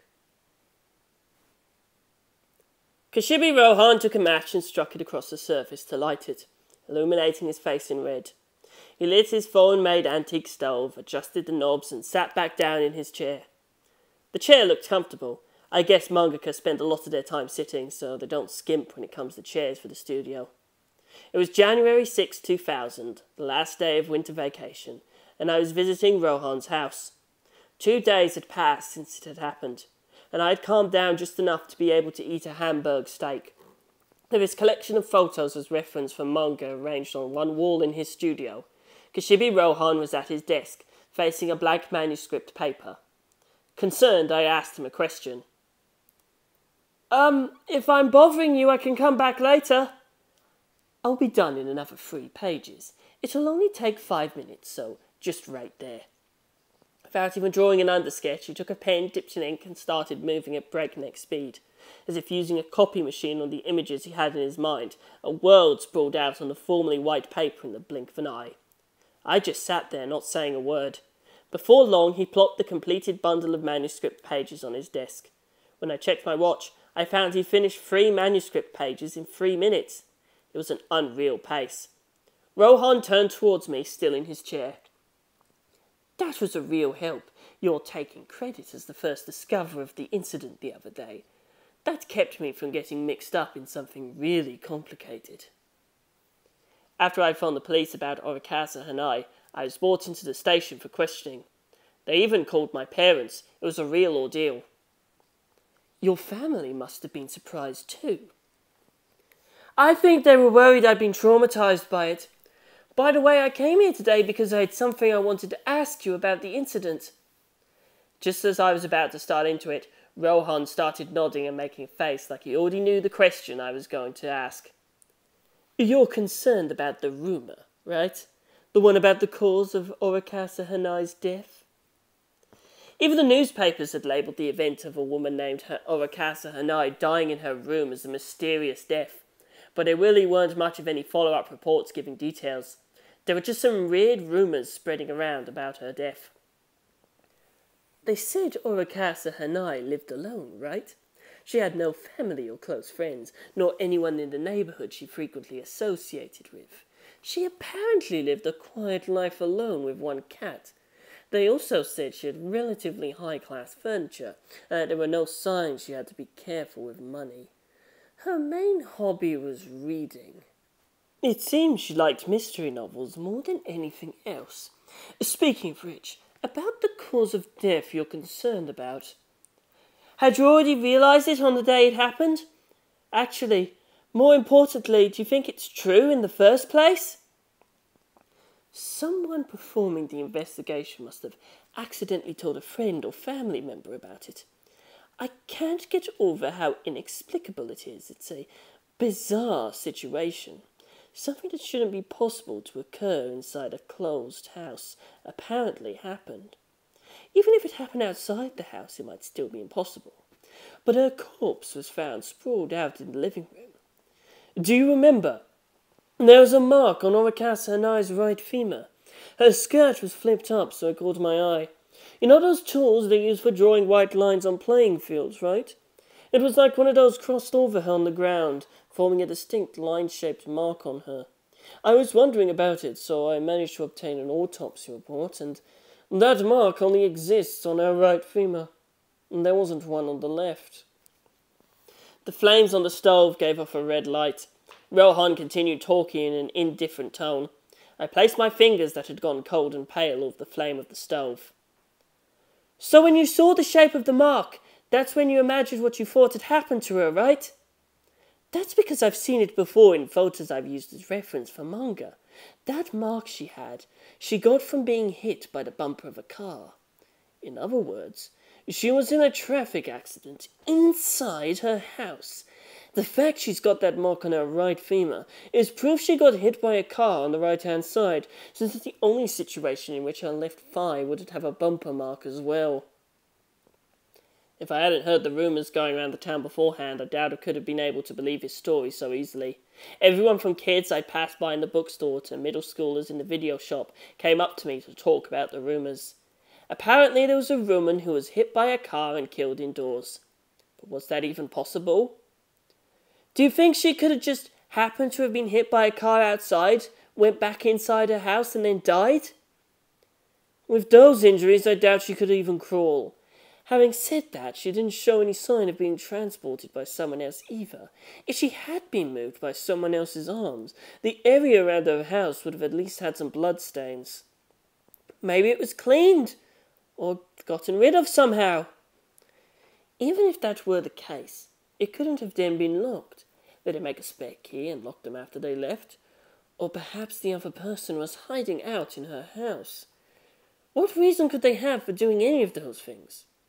There's a lot of questions that still need answers. But the fact that she was struck by a car is a certainty, and it's not just the bumper mark that indicates that. The wounds on her body appear to be made from the broken glass from hitting a windshield. If it really was a traffic accident, that means a car had to have smashed into her living room. And if that happened, her furniture would be all messed up. But the sofa, TV and stuff were all perfectly neat and orderly. Was there any glass scattered around the house? If it's possible for a person to die via a traffic accident indoors, then she was never really safe wherever she was. The fact that an inexplicable death occurred nearby had my family scared, especially my big sister, who's always been pretty bad with urban legends, ghost stories, that sort of thing. Recently, even when she's inside, she jumps when she hears the sound of a car outside. There's a lot we don't know. Rohan crossed his legs and opened a notebook. It seemed that notes about things he had investigated were written inside. I met with the doctor in charge of Orikasa Hanai's autopsy and secretly read his memories. He learned quite a bit from the wounds left on her body. He judged that directly after the collision, she was thrown upwards, landed on the hood and broke the front windshield. Also, the vehicle that hit her wasn't a large-sized car like a truck. It was a perfectly ordinary passenger car. But there's just one point I don't get. That's the location of the bumper mark. If she was hit by a passenger vehicle, the mark should have been a lot lower down on her leg than it was. Lower? The woman was 169 centimeters tall, according to the reports. That's taller than the average height for a Japanese woman. It seems her weight was actually lower than average, so her build was tall and slim. The car hit her when she was standing upright. Normally, a car's bumper would have hit her near her knees and left a bruise there. If the driver of the car hit the brakes quickly enough, the height of the car should sink somewhat, making the height of the bruise even lower. But her bruise was at the base of her femur. No matter how you look at it, that's too much distance from the ground. A passenger vehicle can never leave a bumper mark at that height in any situation. Having said that, looking at the state of the wound, there isn't any way the car that ran her over could have been the type with a high ride height. The only thing I can think of is that the car had to have been floating a few dozen centimeters off the ground. Things were making less and less sense. Was he really saying she was hit by a flying car? With a face like he'd remembered something, Rohan added this. By the way, apparently the cause of death was blood loss. Oyakasa and I got her injuries in what seemed to be a traffic accident and was just left there unconscious. That shouldn't have happened. If someone had immediately called for an ambulance, she may have been saved. About how long was she left there? Based on the autopsy report, a full day. I wonder what happened 24 hours before we got there. Who can say what it was? But 24 hours earlier, something happened to her which caused her to collapse and bleed out. Then the cat came by and rubbed up against her body or fell in the puddle of blood. That's why the cat was all bloody like that. Rohan pointed towards the floor, where a white female cat was yawning in front of the stove. The cat Hanai had kept while she was still alive. When I was investigating the house, I brought her with me. She had a heart-shaped nameplate hanging from her collar. According to that, the cat's name was Trinita.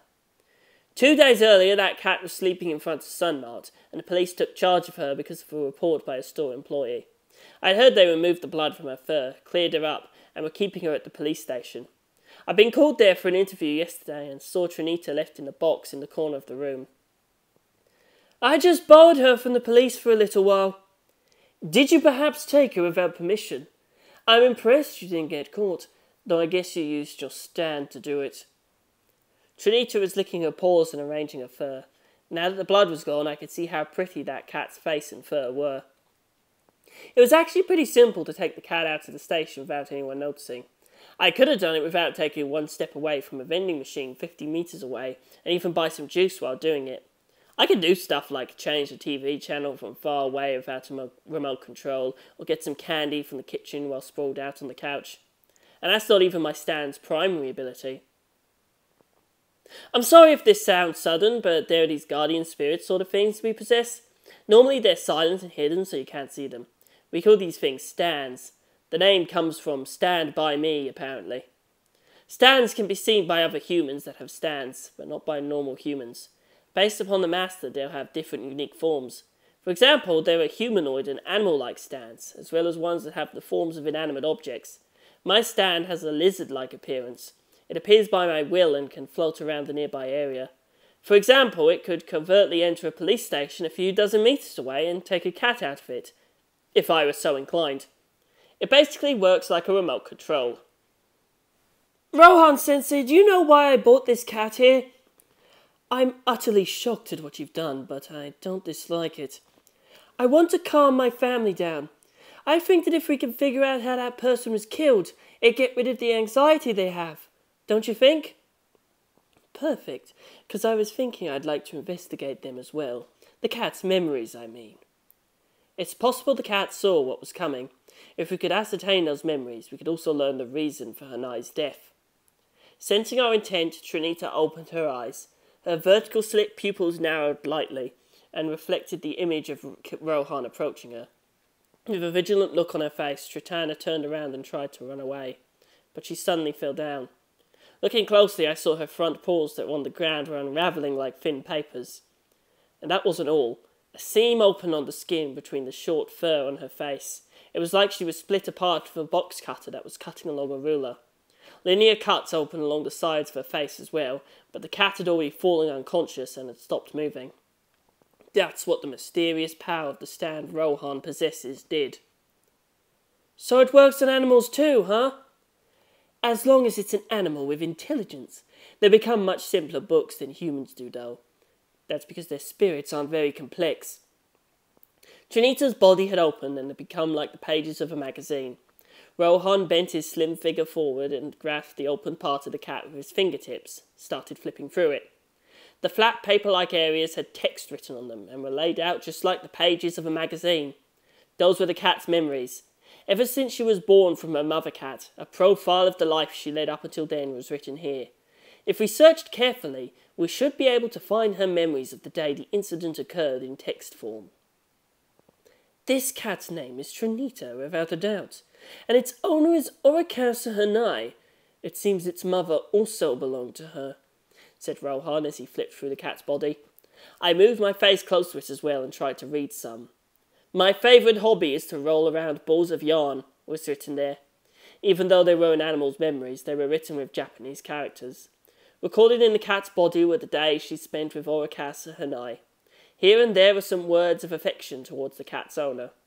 Before long, Rohan found the memories of the moment Hanai had died. They were in the form of a bulleted list of descriptions written inconspicuously on the inside of Trinita's chest. There is someone standing outside the window. Human boy. School uniform. Master stood at the window and started talking. Boy took off his jacket and had a short-sleeved shirt on under it. There were lots of red scratch marks on both his arms. Dotan! Batan! The sound of hitting the floor. Master stopped moving. There wasn't a single word written about Hanai being hit by or anything about flying cars. The cat didn't see a car, hear the sound of an engine, smell the gas in the exhaust, or anything like that, it seemed. The flame on the stove flickered and our shadows on the floor grew. Rohan gently covered the cat's body. The seam on it changed back to how it was before. Trinita opened her eyes and stood up. She gave the impression she didn't know what had happened to herself and let out a meow before moving away from Kashibi Rohan. I called out to the cat. I'll buy you some tasty fish sausages later, and I'll bring you to your master's house too. A school uniform must mean it was a middle school or high school student. I think that boy killed Orikasa Hanai. I don't know how, but he certainly has something to do with her death. He may have some special power like us.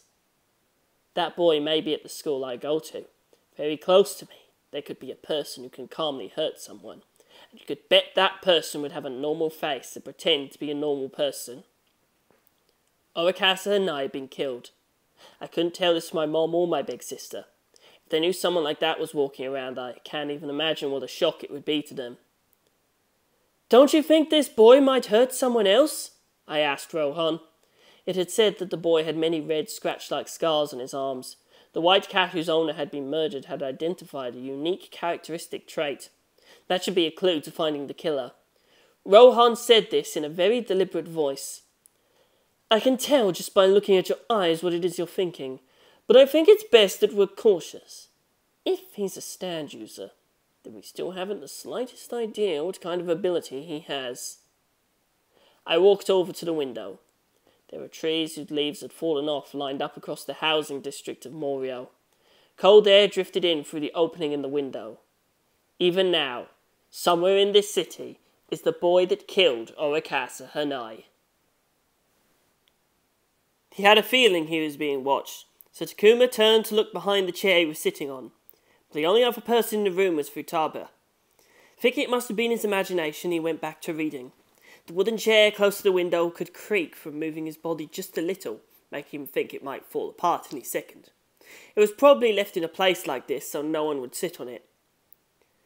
For some time, Futaba Chiho had been coming and going too in front of a bookshelf.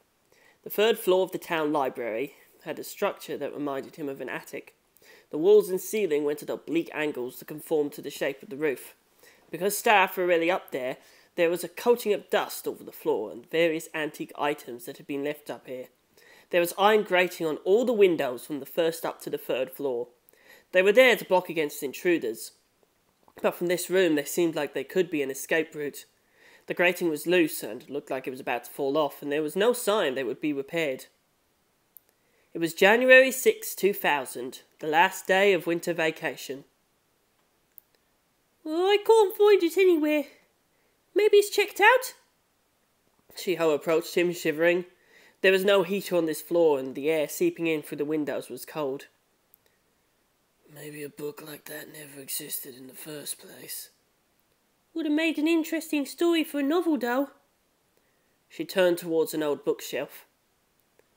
The rumour that there was a bizarre book located somewhere in the Morioh library started circulating sometime around last summer. It supposedly looked like a normal book at first glance, but it was printed full of nonsensical characters. It had sentences that looked like they were created by taking scraps of a document that had been shredded, then shuffled and put back together. But the most eerie thing about it was, apparently sometimes a groaning voice would emanate from it. And you could hear the voice of a clerk that worked at the library, or an old man that used to clean there, muttering, "Help me," to an empty building. With Chiho looking for ideas to write a novel about, she took an interest in the rumour and was searching for the book in question.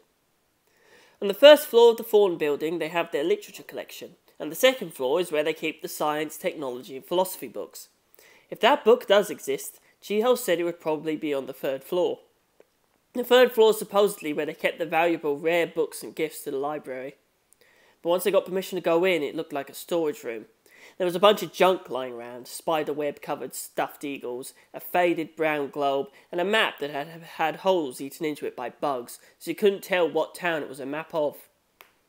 There were also several old bookshelves filled with Western books, but we couldn't seem to find the book we were after. What have you been doing, Senpai? Chiho took some chocolate out of her bag, took off the wrapping, and tossed a piece into her mouth. Reading. Proust in Search of Lost Time. That's the one where candy makes him recall old memories, right? But where's the book? Chiho's gaze wandered around the area. It seemed that she couldn't see the leather-bound book in Takuma's hands. This book he had obtained in elementary school could never be seen by other humans. It didn't have a title printed on the cover, so he wanted to give it some kind of name, but he'd yet to come up with one he liked. Takuma hadn't said anything about the book to her, and pointed with his index finger to his head. I have every volume of it word for word inside my head. Then I can't read it, I guess. Though I'm not exactly jealous. To read a book that's just in your memory seems so cold to me. So you're the type that doesn't like not having the feel of the pages on your fingers and the weight of the book in your hands, huh? If there ever comes an age of electronic books, you'll get left behind, you know? I wouldn't like that. I wouldn't really mind, though. But it's just data, isn't it? It's kind of creepy, like a ghost. A ghost? I mean, it is, isn't it? Try thinking of a book like it's a person. The cover and pages are the flesh, and the actual contents are the art. An electronic book's like a person with no body and just the soul. As long as it's got the soul, who really cares about the rest? Chiho gave an astonished look and turned her head. She was in the first year of high school, his junior by 1 year. She told him about her surprising hobby of writing. He thought it was a bit of a waste to be spending your precious teen years writing novels. He felt it was like throwing a jewel down the drain, and that it would be better for her to give up on all that and spend more time having fun outside. If he were an author that had debuted in his teens, that's the advice he would have wanted to give her, but unfortunately that wasn't the case, so Takuma kept quiet. He'd read the novel she'd written a little while earlier. It was a fantasy novel with a juvenile literature charm. When he put his honest opinion of it into words, she gave a pity-filled glance that said, "You really have no taste for these sort of things, Senpai." Why don't we go outside? It's cold up here, Chiho said, rubbing her arms. So you're giving up on that bizarre book? I heard another rumour that I thought was interesting. They left the room and started down the hallway to the spiral staircase. This place had no elevator, so they had to use spiral staircases to move between floors. The wooden handrails gave off a glossy shine, and they were lined with supports shaped like bowling pins. As they entered the atrium, they looked down over the handrail on the lobby with its black floorboards. Why do you need to hang around with me while you're looking for material to write your novel? With you here, I can instantly find out which bookshelf has any book I might be looking for, right? When he first got to know her, she was more of a reserved girl. Half a year of time had brought about quite a big change on the nature of their relationship. Takuma wore his school uniform even over winter vacation, but she wasn't at all surprised by it anymore. The first floor had a dignified design like an ancient ruin. There were 2 female staff members that were always stationed at the counter. He heard the heater running in the reading space. Chiho sat down at the table and stretched, looking relieved. Her sweater sleeves fell back and he caught a glimpse of her white arms underneath. Her silky hair swayed a bit with the movement, and he could see her nicely shaped ears. At Budagaka High School, there were lots of students that had piercings or patches stuck on their uniforms. Takuma had accessories on one ear as well, but Chiho didn't seem to be the kind of girl that would put that kind of thing on her body. Chiho always carried around a pressed 4-leaf clover in a transparent bookmark. Even when the book she was reading changed, the clover bookmark always stayed the same. Earlier, I was on the phone with my friend who goes to an all-girls school in this city, and she told me about a weird story she heard from her senpai at her job. Chiho took out a hand-sized notebook from her bag. It had a green cover and no stickers or anything like that on it. It gave off the impression she took great care whenever she used it. Is that the rumour you were talking about before when you said you were interested in? She gave a small nod and turned her eyes up slightly towards Takuma. She had the look on her face like she was trying to surmise how much interest he had in it. Her irises had a brown hue that was lighter than most people's, making the pupils in the centre stand out.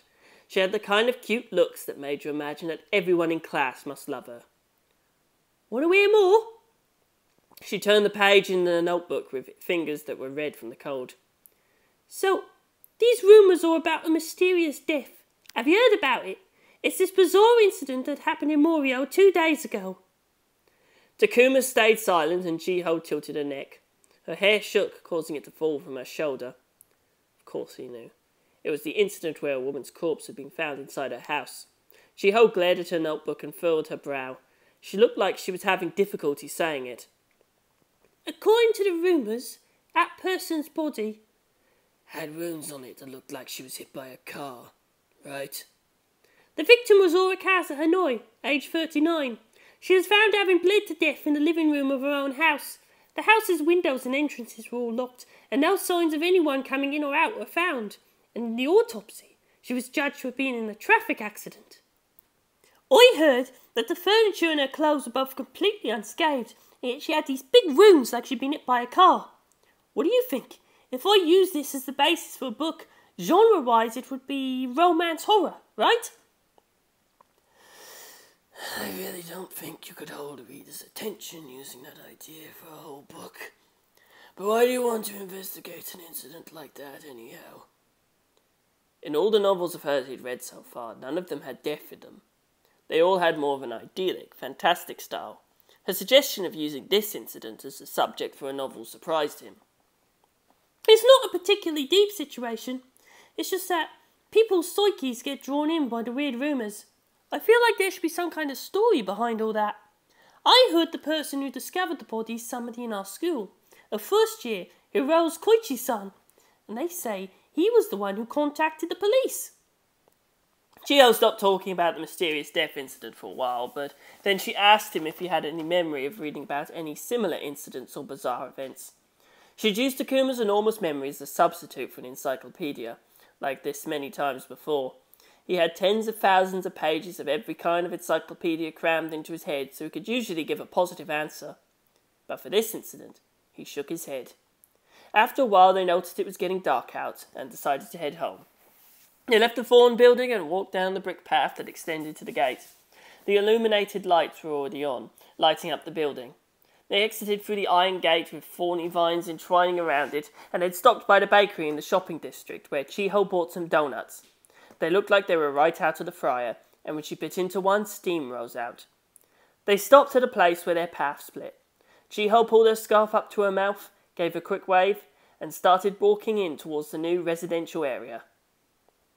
Takuma continued in another direction. That path led to the northeast section of Morioh, a quiet area where all you could find were uninhabited villas. Takuma's house was an old standalone house located in the corner of the area. There was a reason Takuma was able to rent a standalone house despite not having any income.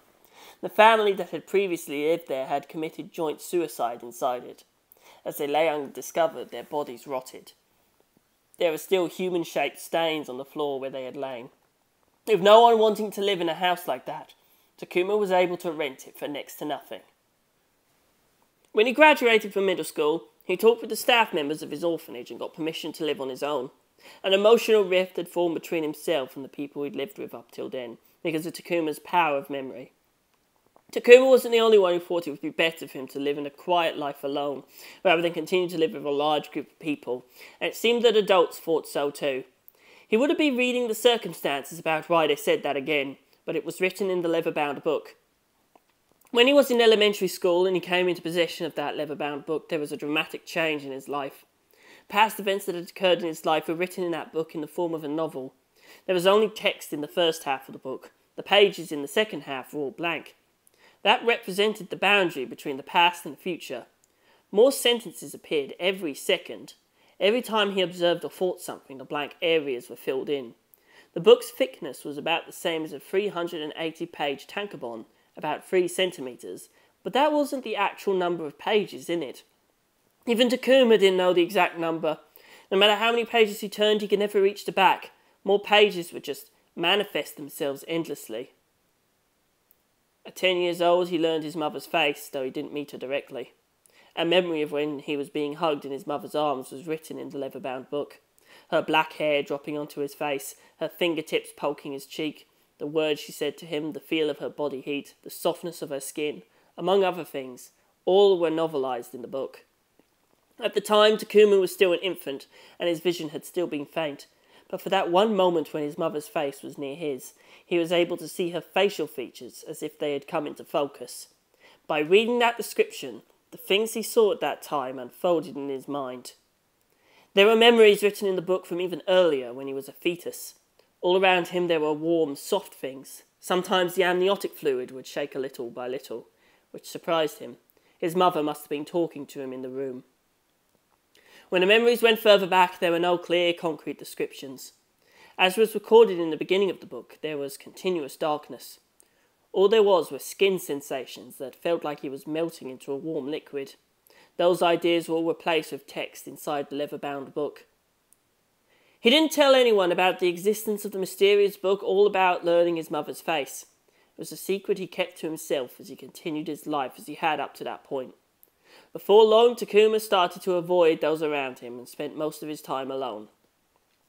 He thought about his first memories a lot, those dark descriptions in the beginning of the book. At that time, his body was a part of his mother's body, no different from a recently grown tip of a fingernail. To his mother, he must have been like a flesh bud growing in her womb. It was a small protuberance that swelled up, and as if being pulled downwards by gravity, detached from his mother's body. He thought about how it was just like an apple falling from a tree. He returned home, ate dinner, took a shower, and fell asleep. Late at night, he had a nightmare and woke up. It was a dream he always had, where there was hair tangled around the fingers of his hands and he couldn't get it off. It was dark outside his window. The world was asleep. He washed his face in the bathroom and he wondered if he'd screamed. He would have a nightmare that made him scream a few times a year. That was one of the many reasons he decided to live on his own. He soaked up his hands. No matter how much he washed them, the sensation of the hair coiling around them from his dream didn't go away. When he raised his head and looked at himself in the mirror, he remembered several words he had spoken. I have a birthmark on my shoulder. Get closer and take a look at it. You should know a baby that had a birthmark like this. That day, he'd met her again with a glass window between them. He took off his school uniform jacket and brought his shoulder forward, showing her the horse-shaped birthmark. His father's former lover had not aged much. She looked younger than her age would imply.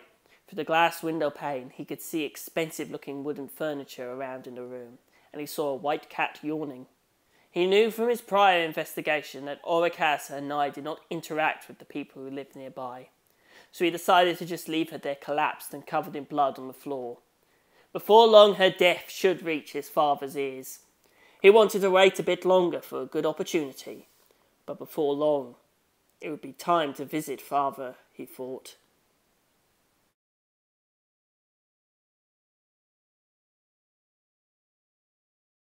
Tientilo bene in mente.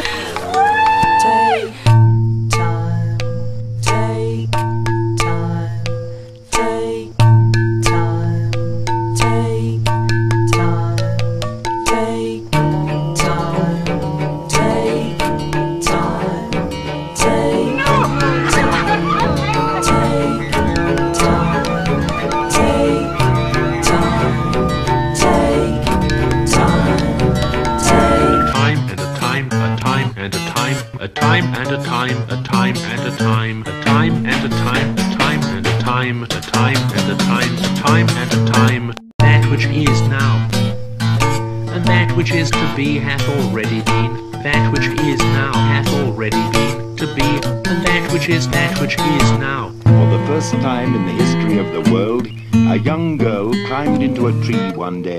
She climbed down from the tree next day. God bless her.